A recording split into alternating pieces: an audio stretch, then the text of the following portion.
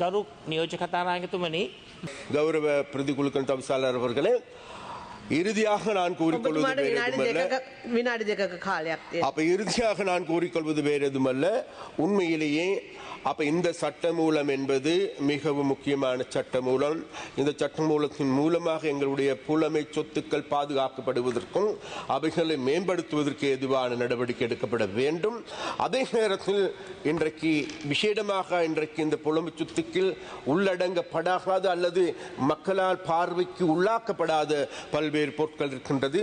அவைகளும் எங்களுடைய சொத்துக்களாக மாற்றிக்கொள்வதற்கு ஏதுவான நடவடிக்கைகள் எடுக்கப்பட வேண்டும் என்பதையும் கேட்டுக்கொண்டு, அதை போன்று இன்றைக்கு இந்த இவ்வாறான நடவடிக்கைகளை முன்னெடுக்கின்ற பொழுது நிச்சயமாக எங்களை பார்த்து கோழி மாதிரி கொக்கரிக்கின்ற பல்வேறு ஆட்களும் இருக்கின்றார்கள்.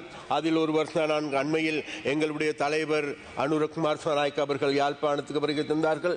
யாழ்ப்பாணத்தில் இருக்கின்ற மக்கள், வல்வெட்டித்துறையில் இருக்கின்ற மக்கள் மிகவும் அன்பாக வரவேற்றார்கள். வரவேற்று அவர்களோடு உரையாடினார்கள், கருத்துக்களை பரிமாறிக்கொண்டார்கள். கருத்துக்களை பரிமாறிக்கொள்கின்ற போது கருத்துக்கு சொல்லுங்க பாப்போம்.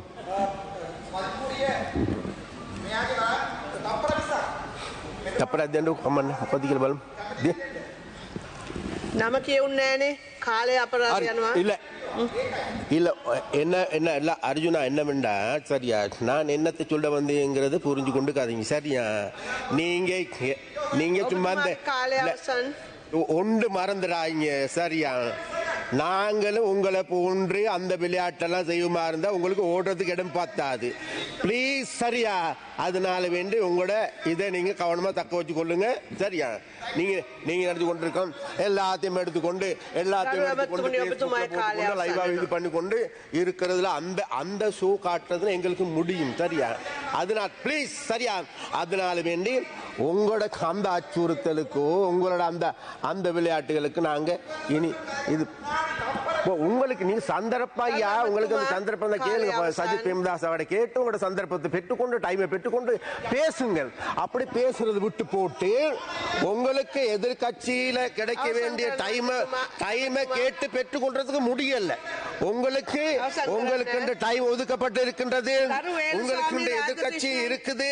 அந்த எதிர்கட்சிக்கு මන්ත්‍රීතුමා ඔබතුමාට විනාඩි 8ක ගරු වෛද්‍ය අර්චනා රාමනාදන් ගරු මන්ත්‍රීතුමා විනාඩි 2 කාලයක් ඔබතුමාට. அனைவருக்கும் மாலை வணக்கம். நான் எதிர்பார்த்தேன் எங்களுடைய நீர்வள அமைச்சர் சந்திரசேகர் அவர்கள் இருப்பார்கள் என்று. அவருக்கு தெளிவாக சொல்லுறேன், நான் யாழ்ப்பாணத்தில் பிறந்தவன், தேசிய தலைவன் பிரபாகரன் பிறந்த வல்வெட்டித்துறையை பார்த்து வளர்ந்தவன் என்ற அடிப்படையிலே நான் இந்த விடயத்தை அவருக்கு சொல்ல விரும்புகிறேன். நாங்கள் சர்க்கஸ் கூடாரம் வைத்தாலும் அங்கே கழுதைகள் குதிரைகள் வந்து நின்றாலும் அவற்றுடன் சேர்ந்து படம் எடுப்பதற்கு தயாராகத்தான் இருக்கிறோம்.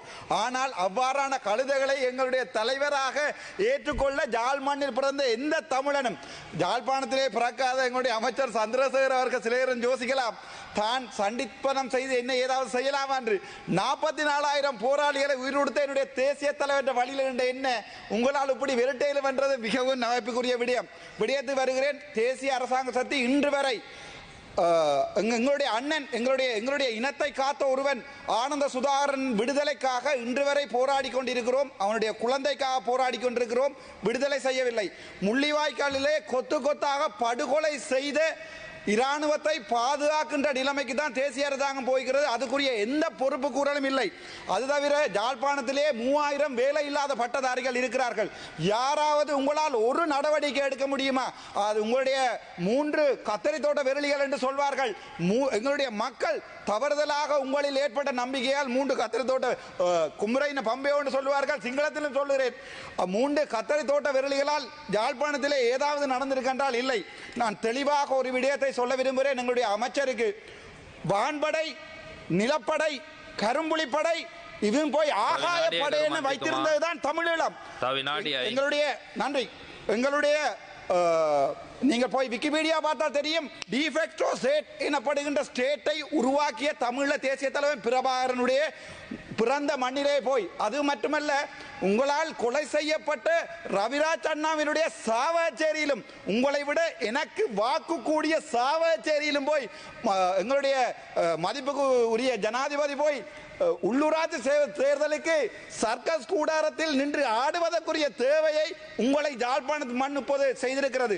அது மட்டுமல்ல, யாழ்ப்பாணத்தில் பார்த்தால் இப்போது பாதையோர வியாபாரிகளுடைய குரல் வலையை நெரிக்க ஆரம்பித்திருக்கிறீர்கள். பஸ் ஸ்டாண்டில் பிரச்சனை ஆரம்பிக்கிறீர்கள்.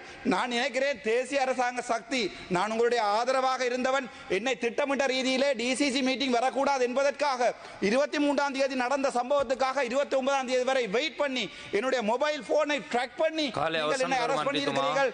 இதுக்குரிய பதிலை அடுத்தடுத்த கிழமைகளில் நான் சொல்லுகிறேன். சந்திரசேகரை முடிந்தால் வர சொல்லுங்கள். நன்றி.